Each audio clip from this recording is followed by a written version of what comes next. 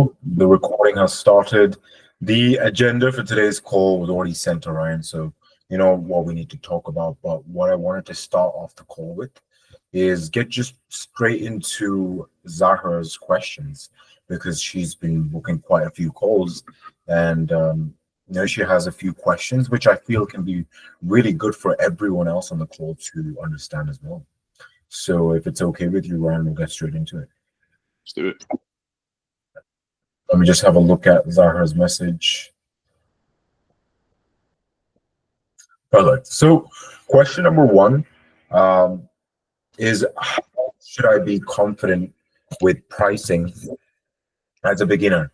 I know I should start from low and scale up as I progress and get experience, but because I feel empathetic and underconfident when I look at a woman who's returning from maternity, she's giving an example for a prospect that she was speaking to. So her prospect was someone that owns a tuition business. She's returning from a maternity leave, and she was kind of feeling weird about charging £500 at least up front.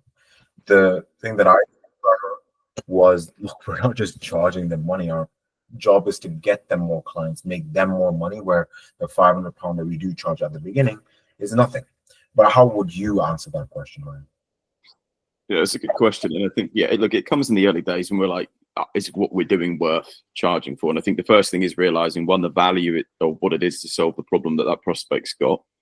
And also things I would consider is the cost of an action for that prospect. Like if they don't go and do anything, they don't go and get the results they're looking to gain, how much is that going to cost them ongoing? It's going to cost a lot more than 500 quid. A heck of a lot more. So I would always look at, again, what's the cost of an action for the prospect to not do it? And just understand the benefits that I'm providing that client, that they're going to ultimately get something more significant, probably 5-10x return on what I'm charging. And always remember, like, keep it really logical, like they're in business. Whatever the story is someone tells you, they're in business, which means they're there to make profit. Never forget that, because they're there to make profit. Keep that in your head. No matter what story they tell you, whatever they spin, they're here to invest their time to get more back and make a profit. So you're part of that system as well. And, don't just be unapologetic about it. The ones who make the money and consistently stick in business, they're not thinking about, is it too much? Should I charge this? They know, right, I can solve this problem. I've got a proven system and I'm going to charge for it fairly. And just keep that mindset in place. Yeah, perfect. So that was answer number one.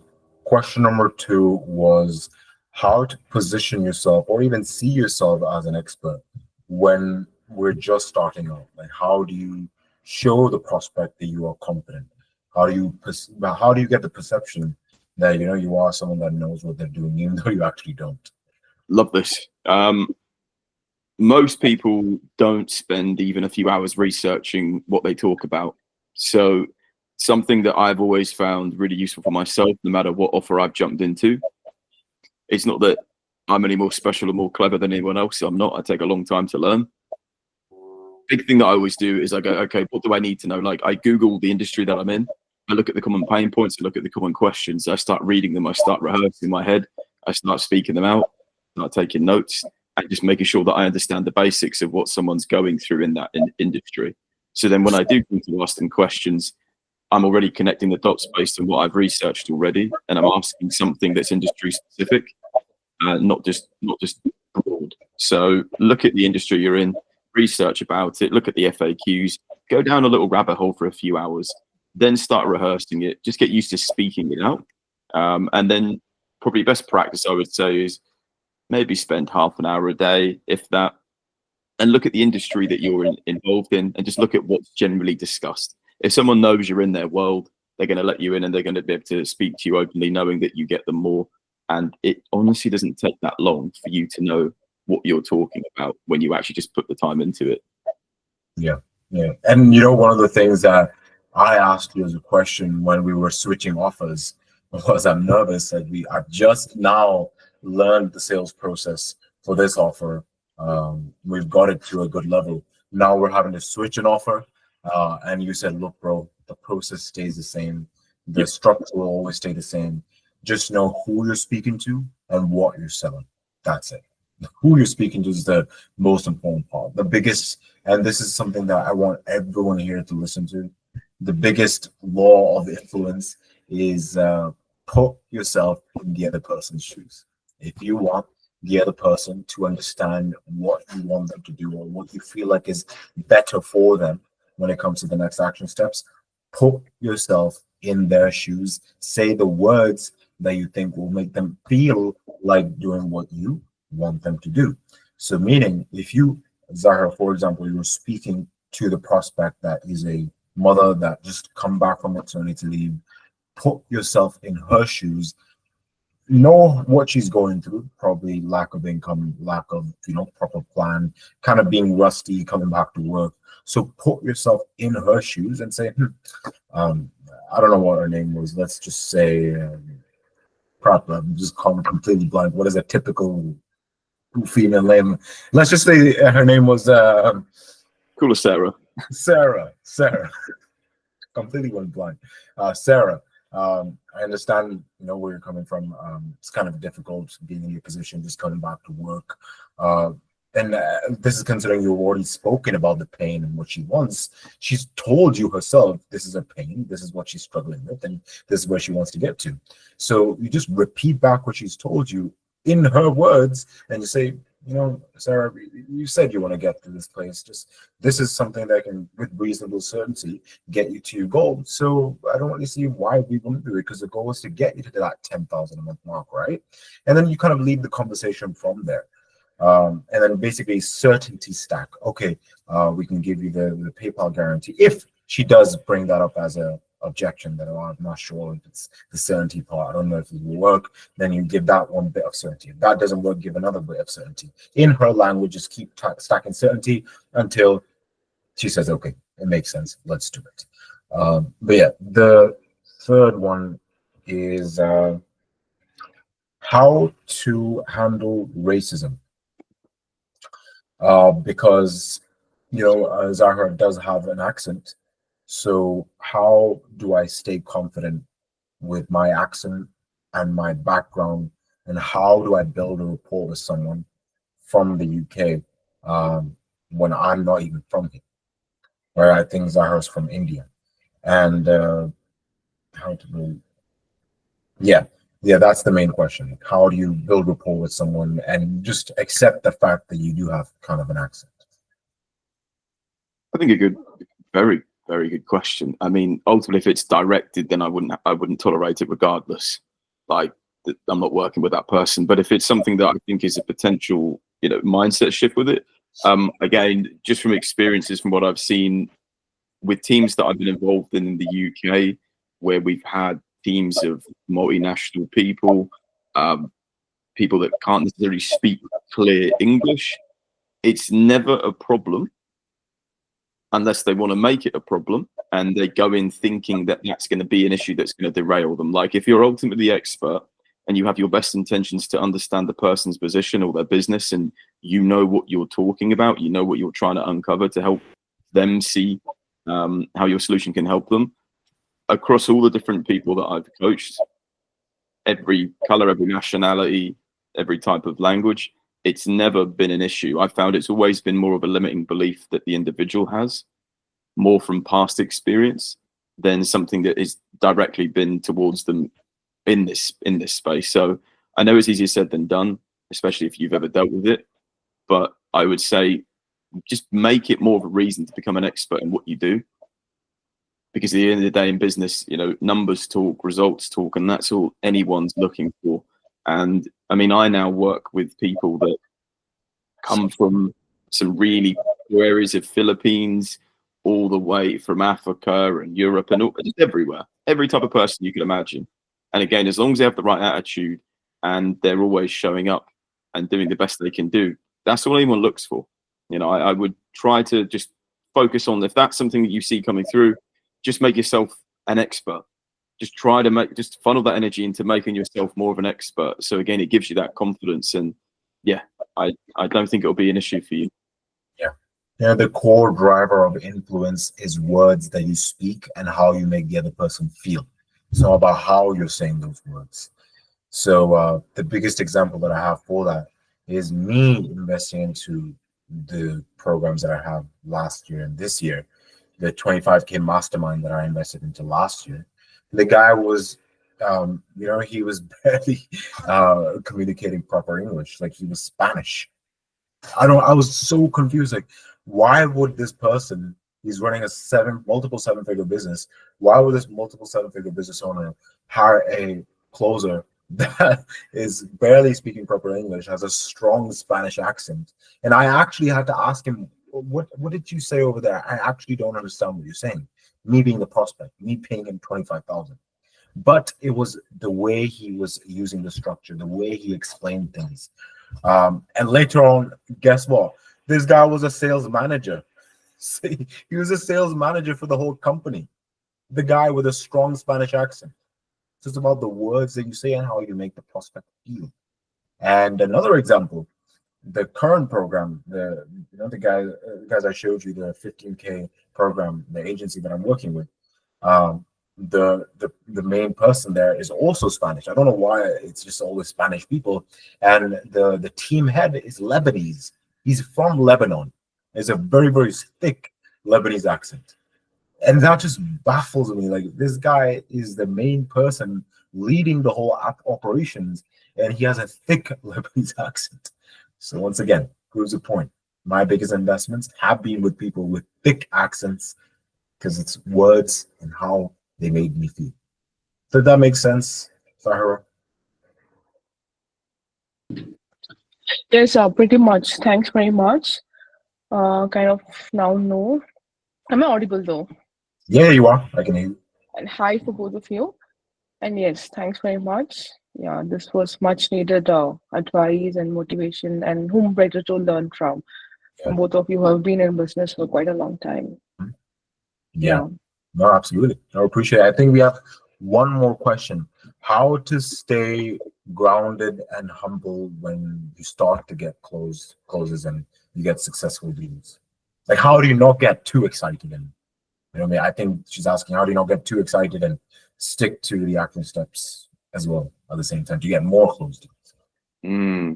Yeah, that's a trap that a lot of people can fall into, because it's, you put all that work in, you've got the compound of the results. It's like, oh my God, I've got the results. I'm amazing. I'm great. And then life gets super comfortable, and then you can start slowing down, and then you derail yourself, and then you have to keep starting and stopping. I think, and this was something I was going to actually touch on anyway, so it kind of leads into it, is it requires an element of longer term thinking. Because a lot of the time coming into this marketplace, or coming into first selling something where you're going to be trading not just your time for money, but value, and you're able to make more money exponentially than you could previously, yeah, it does get very exciting, I would say, for a lot of people, because you're now able to see a reality that you only dreamed of for yourself, and now it's possible. But it's also then looking at the bigger picture and know that there's so many levels to it that, yeah, I mean, look, feel excited about it. Absolutely. Like, pat yourself on the back. It's bloody awesome. Great. But is it where you want to be? And it's not getting fooled with the short-term excitement where you lose your vision, because it can very quickly come in to then where you think, oh, I can cut a corner here. I can do a bit less here. I can slow it down a bit here. But if you actually looked at your long-term plan, you'll tend to find that that is not going to serve you. It's if you look too short-term in the moment and just have that dopamine hit, you want to be mindful of that. So one thing to stay grounded, make sure you've actually got some long-term goals, 2, 3, 4, 5, 10 years as well. You may not have them fully fleshed out, but without a long-term goal, that excitement will come, it will go, and then it will be like chasing some sort of dopamine drug all the time, and it's not effective. I've seen it happen for a lot of people. So that would be the first thing there. I know Arzam, it might be worth bringing up, because I know you from when you went from a certain income to then the next level, and you started seeing these levels increase. Might be worth even touching on sort of your perspective on this as well.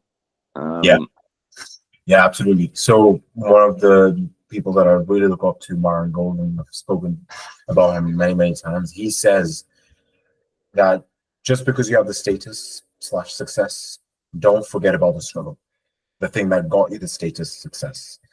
what immature people or people that all of a sudden get success, what they do is they get too used to the success that they're getting. Everything in life is cause and effect. It's first order consequences, second order, third order consequences, meaning the thing that you do is not a one-off. It has consequences, positive or negative. So the outbounds that you're doing right now, the calls that you book for the next week, 2 weeks, get you closes. But if you get too comfortable with those closes, then you're not doing the actions that will pack out the calendar for the next another 2 or 3 weeks. Now, where I'm going with this is I've personally, seen a lot of people that at the beginning they do a bit of work, they invest into themselves, they buy programs, learn, and gain that knowledge to get that bit of first initial momentum. But then after they do, they start buying houses, cars, all that stuff, which is good. There's nothing wrong with that. But that then makes them stops them from keeping in mind what it's actually required or what it required in the first place to then buy those cars, houses, watches, whatever the case is. So long story short, to quickly sum this up, the way I continuously am able to perform is because my purpose in life is not to quickly make this amount of money or whatever the case is. My purpose is bigger than that. I've already mentioned it many times. It's orphans and serving this community, and then of course serving my local Muslim community as well. That's just something that's consistent. It's something that is apart from me, which to get, I have to make sure that I continuously do the action steps. And lastly, I don't pedestalize money. Money is nothing when it comes to giving me any sort of emotional excitement, anything like that. I don't pedestalize money. When you pedestalize anything in life, it just it runs away from you. So just don't pedestalize anything. Have these core goals, core missions. Like a lot of people here have goals of helping out their family, improving their livelihood for not just themselves but their children, etc. So keep that as a core mission. Not making 10,000 a month. Making 10,000 a month is just something that will allow you to get to the core mission, which is then helping your family, etc. So just know what you have to do, and then you should be able to get to the goal. Hopefully that was helpful in some way. Do you think, Ryan, there's anything else that you'd like to add with this? I think it's just being aware of those traps that can come in place. Lifestyle inflation will be something that will always potentially try knocking at your door.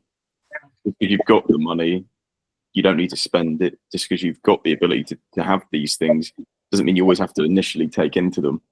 But yeah, there will always be, I guess, just being aware of those temptations that will come. And I guess just always assessing your longer term goals, because when you can work for those goals, you won't get caught up into the short term ups and downs and the dopamine hits that will come from these wins. But just also know, well, that is what's going to happen. Like, you should be getting these results. It shouldn't be, how do I put it? When you first get it, it's great because you're like, oh wow, I've proven it to myself. Then it will normalize. It won't always feel like that because that's your new baseline. That's the way you now go and expect to just do the things you do to get the results you want. Then it's going to what's that next layer? So your next layer is not going to be giving, how do I put it? Your level now where you're at, maybe when you hit your 10K, you've done it off your cold calling, you've done it off your sales calls, off your own back. Great, you're like, fantastic. The next layer now is when you start then maybe learning to build a team and becoming a leader. Then you're going to get certain dopamine hits there and certain wins that you're going to get that you see from the progress you've made. And it's going to keep happening. But again, it's just making sure you don't derail yourself and give yourself a reason to clock out. Because it's very easy being self-employed to recreate your work standards whenever you want, because no one's going to ultimately rip you out of bed in the morning and slap you silly and say do otherwise. There will only be circumstances that will manifest later that might do that. So as a bit, just consider that. When we are self-employed, we have that control, and that's the beauty of it. You can dictate entirely how you set your day up and your week and your month and your year.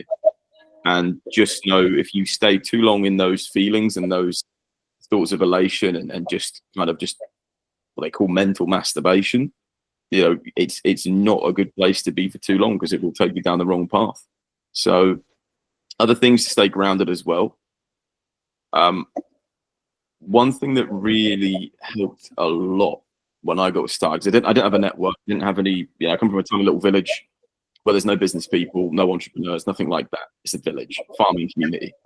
So a very particular mindset you would typically come across. Now, when I went out and started networking with business owners, I'm having those bigger discussions, and it's normal at that point. So one thing I would say is keep elevating your network. So then the conversations you're having that would have once been like, oh my God, I can't believe it, are not going to be happening every day. You kind of can normalize it and have these, just, it's a normal conversation because everyone else lives in that reality. So you get to be more grounded in it because you realize it's not as crazy as you may thought it to be. Another thing, though, is not forgetting where you come from, and also keeping a good mix of people around you where you don't have to always discuss business. You don't even have to discuss money, but where you can just speak life normally, hear the general day-to-day of what people live like. That will give you very good perspective. The danger of self-employment and then going into your own isolated bubble and building just a network exclusively of other people like that is you can then forget what goes on outside of that world. And that's where then, you know, your judgments can get a bit fragmented. So hopefully that helps a bit there. That's what I found useful myself. And across other people I've worked with, that seems to be a very helpful thing. Yeah. Yeah. You know, one guy that I really, really respect in this program is Abdul. He's someone that, you know, came in last year. You know, he was still working his job, but that month he then lost his job.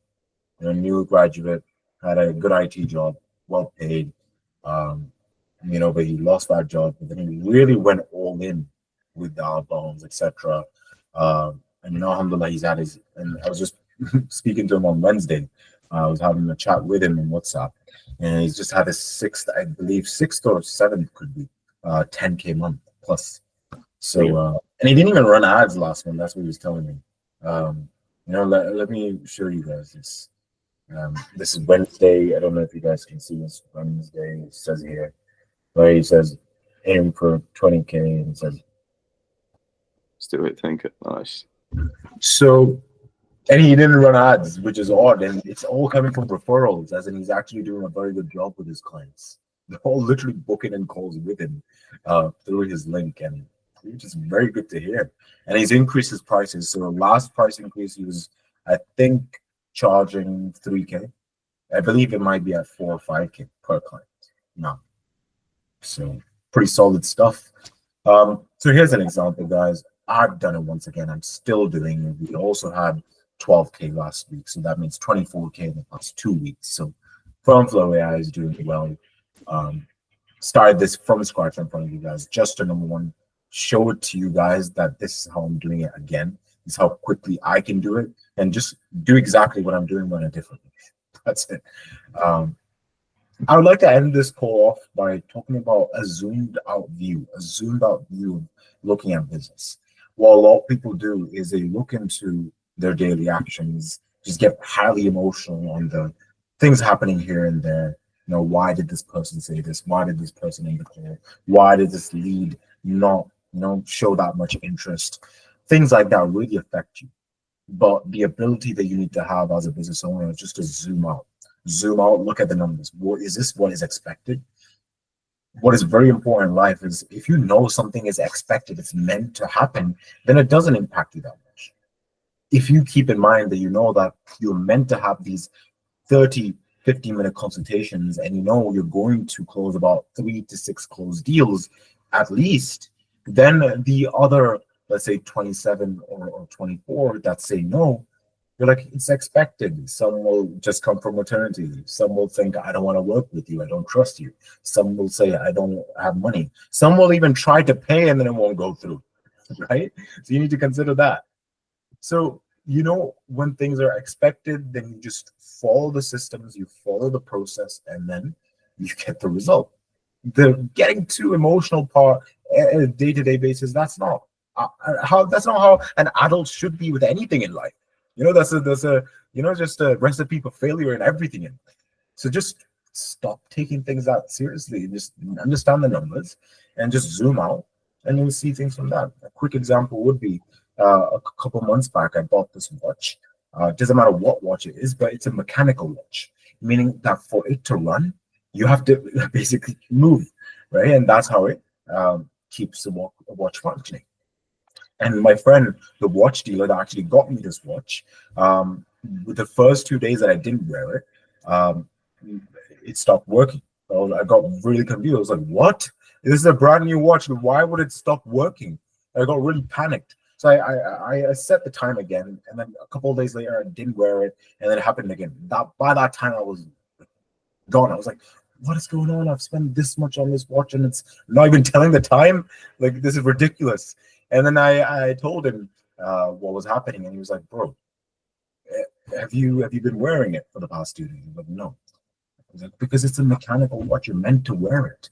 And then he gave me an example. It's a funny example. It's from a superhero movie called Doctor Strange. For people that know what that is, I won't watch that shirky stuff anymore. But Ryan, I'll explain it to you later on. But whatever. It's a bunch of nonsense, but it's an old movie, right? And he just gave me an example of. Do you remember when Doctor Strange opens his drawer and there's a bunch of watches spinning? And I was like, oh yeah, like what's that for? It's like it's called a watch winder. It's a purpose for it's meant to move the mechanical watches, and basically then it charges it, and you can wear it whenever you want. So the point of me telling you the story is that if you know it's expected that this is going to happen, then when it happens, it's not a shock. Then you just do the action to get it back on track, and whatever the case is. I really hope it was a good example. It was the quickest one I could think of. Ryan, anything that you would like to end off with? Yes, I think really good. Yeah, good point. I love automatic watches for that. That's brilliant. Learn the. It's a shock to me. I was baffled. Like, what the hell is happening? I can't tell. It's a good. I like what you've explained there. I think the last thing I would say have a look at again as you all go from this shift from either transitioning from a job, becoming self-employed, becoming a business owner. Make sure you've made or you are making decisions for yourself and not preferences at this point. Meaning that, oh, I'd like to make 10K, I'd like to have a business, I'd like to have clients, I'd like to be good at sales, I'd like this, I'd like that. See what you're actually telling yourself that you would prefer, and then take those preferences into an actual decision and embody them. Because you can tap into that power at any point, and it's sometimes where these things might be getting too emotional. It's because we've got a preference of we want that, but we haven't decided to be that and do that fully yet. And it's that holding on between a preference and a decision. Decision is just you just go for it. You just expect it. As we said, it's just that's what it is. Once you then just go, well, that's what it is. I'm deciding I'm going to have that. These are what I have to do.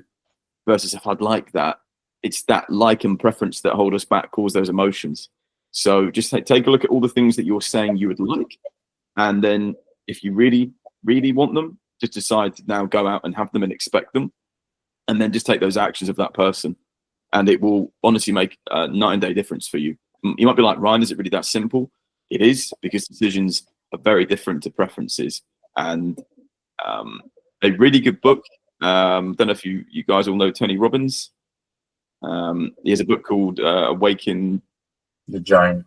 Yeah, Awaken the Giant. And he touches on this as well. Big thing. Instead of having focus on preferences, focus on making your decisions.